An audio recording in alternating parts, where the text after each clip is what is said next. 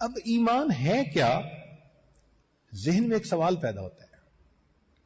دنیا دار الاسباب ہے اور اللہ تعالی مسبب الاسباب ہے.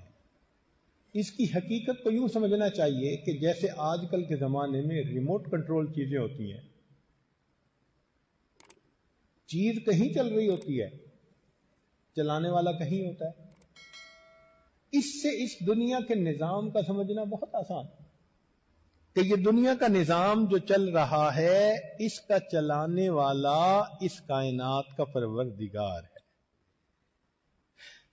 ہم بچپن میں پتلیوں کا تماشا دیکھا کرتے تھے. اس زمانے میں یہ آج کل کی مصیبتیں نہیں تھیں. سب سے بڑی انجوائمنٹ بچوں کی یہی ہوتی تھی.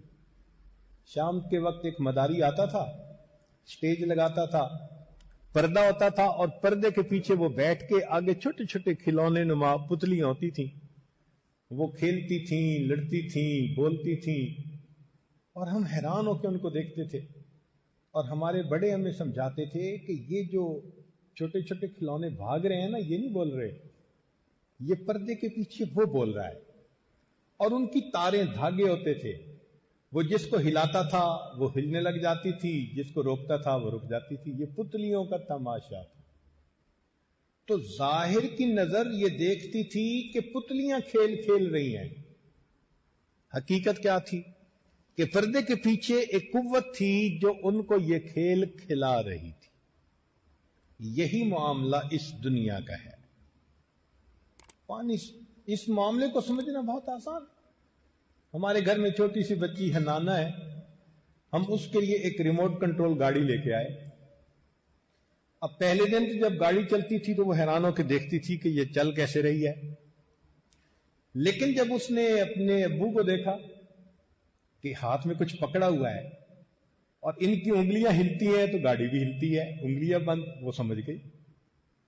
اتنی چھوٹی سی بچی، اس نے ایک دن میں سمجھ لیا کہ گاڑی خود نہیں چل رہی، اس کا چلانے والا کوئی اور ہے.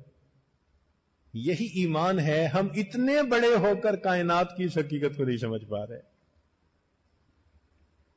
چنانچہ ظاہر میں نظر آتا ہے کہ یہ چیزیں ساری کی ساری یہاں پر عمل کر رہی ہیں. حقیقت یہ ہے کہ اللہ کی مرضی اور منشا یہاں چل رہی. یہ دنیا برتنوں کی، یہ اسباب جو ہے نا، یہ برتنوں کی مانند ہے. اللہ جس چیز میں چاہتے ہیں نفع ڈال دیتے ہیں بندے کے لیے، جس میں چاہتے ہیں بندے کے لیے نقصان ڈال دیتے ہیں. چیزیں اپنے اثرات کی خود مالک نہیں ہیں، یہ اللہ کی منشا ہے. تو سمجھدار آدمی جانتا ہے. ایک آدمی دیہاتی شہر میں آیا، اس نے بیسن کے اوپر ٹوٹی لگی ہوئی دیکھی. جب کھولی تو پانی آنے لگ گیا.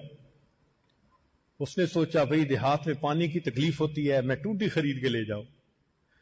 وہ بازار سے ٹوٹی خرید کے لے گیا، جا کے دیوار پر لگا دی. اب جب کھولتا تھا تو پانی نہیں آتا. تو کسی سمجھدار نے بتایا کہ اللہ کے بندے، ظاہر میں ٹوٹی پانی دے رہی تھی، پیچھے اس کے پمپ ہوتا ہے. تو بالکل یہی کہ ہماری ظاہر کی آنکھ سمجھتی ہے کہ یہ ٹوٹیاں پانی دے رہی ہیں دنیا میں. حقیقت میں اس کے پیچھے اللہ کی قدرت ہوتی ہے جو اس پورے کے پورے نظام کو چلا رہی ہوتی ہے. اسی لیے آخرت کے دن کو، قیامت کو اگر ہم آج تسلیم کر لیں گے تو یہ ہماری خوش نصیبی ہے. اور جو نہیں کرے گا تو وہ بد نصیب انسان ہے.